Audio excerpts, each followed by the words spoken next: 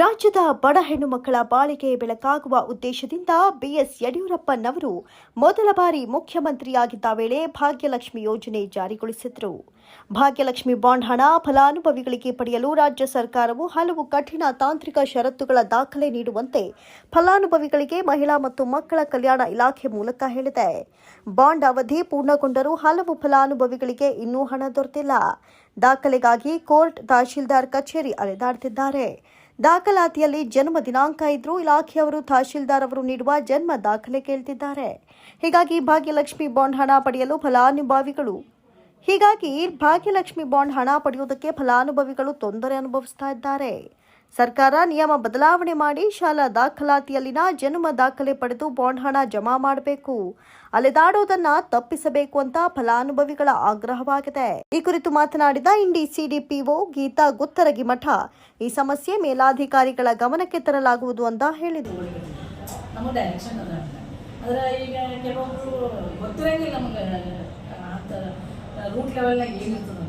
ಅದಕ್ಕೆ ನಾವು ಅಲ್ಲಿ ಅದನ್ನ ಮೋಶಾವಳಿ ತಗೊಂಡು ಪರಿಶೀಲನೆ ಮಾಡಿನೇ ನಾವು ಅದನ್ನ ಎಂಟ್ರಿ ಮಾಡ್ತೀವಿ. ಈಗ ಅದು ಇದ್ದಿಲ್ಲ ಜನ ನೋಡ್ತಾರೆ ಬೇಕು, ಕಂಪಲ್ಸರಿ ಡಾಕ್ಯುಮೆಂಟ್ ಜನ ನೋಡ್ತಾರೆ ಬೇಕು. ಈಗ ನೀವು ಇದರಲ್ಲಿ ಬಾಂಡ್ ಮೇಲೆ ಬಂದಿರ್ತಾರೆ, ಅದು ಸಾಲ ದಾಖಲಾತಿ ನೋಡಿ ಹಾಕೊಂಡ್ಬಿಟ್ಟಿರ್ತಾರೆ. ಮತ್ತು ಈಗ ಜನ ನೋಡ್ತಾರೆ ಅವಶ್ಯಕತೆ ಸರ್ಕಾರದ ನಿಯಮಾವಳಿ ಈಗ ದುಡ್ಡು ಕೊಡ್ಬೇಕಂದ್ರೆ ಭಾಗ್ಯಲಕ್ಷ್ಮಿ ಬಾಂಡ್ ಮೆಚುರಿಟಿ ಆಗಿ ಕೊಡಬೇಕು ಅಂತಂದ್ರೆ ಇವಷ್ಟು ಅರ್ಹ ದಾಖಲೆಗಳನ್ನು ನಾವು ಲಿಸ್ಟೌಟೇ ಮಾಡಿ ನಾವು ಅದು ಮಾಡಲಾರ್ದೆ ನಮ್ಗೆ ಅದು ಎಂಟ್ರಿ ಮುಂದೆ ಹೋಗಂಗೆ ಇಲ್ಲ.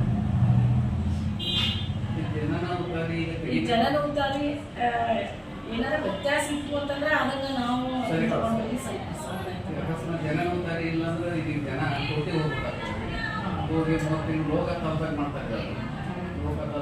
5,000 6,000 ಫೀ ಕೇಳ್ತಾರೆ. ಆಮೇಲೆ 1 ತಿಂಗಳಿಂದ 2 ತಿಂಗಳು ಟೈಮಿಂಗ್ ಕೇಳ್ತಾರೆ. ನಮ್ಮ ಹಂತದೊಳಗಿಲ್ಲ, ಸರ್ಕಾರದ ಹಂತದೊಳಗನೆ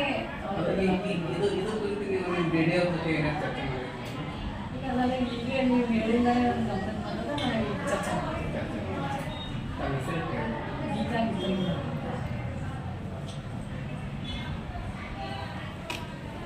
ಅದೇ ಜನ ಭಾಳ ಬರಾಕತ್ತೀರಿ, ಸಮಸ್ಯೆ ಆಗ್ಯದ್ರಿ, ಜನ ನೋಡ್ತಾರೆ ಕೊಡಲಾಗ್ಯಾರಿ.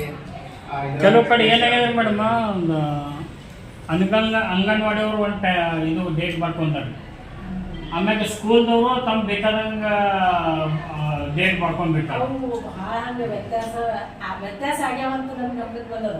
ಈಗ ವ್ಯತ್ಯಾಸ ಆಗಿದ್ದು ನಾವು ಒಂದು ಲಿಸ್ಟ್ ಮಾಡಾಕತ್ತೀವಿ. ಅವ್ರು ಲಿಸ್ಟ್ ಮಾಡಿ ನಾವು ಅಂದ್ರೆ ನಾವಂದ್ರೆ ಅವು ಏನೇನು ಕರೆಕ್ಷನ್ ಅದಾವಲ್ಲ ಅವಕ್ಕೆಲ್ಲ ಒಂದು ಡೇಟ್ ಕೊಡ್ತೀನಿ ಅಂದಾರೆ ನಮ್ಮ ಬೆಂಗಳೂರಿಂದ. ಇದು ಶಾಲಾ ದಾಖಲಾತಿಗೂ ಜನ್ಮ ದಿನಾಂಕ ಇರ್ತದೆ. ಅದು ಸರ್ಕಾರ ನಿಮ್ಗೆ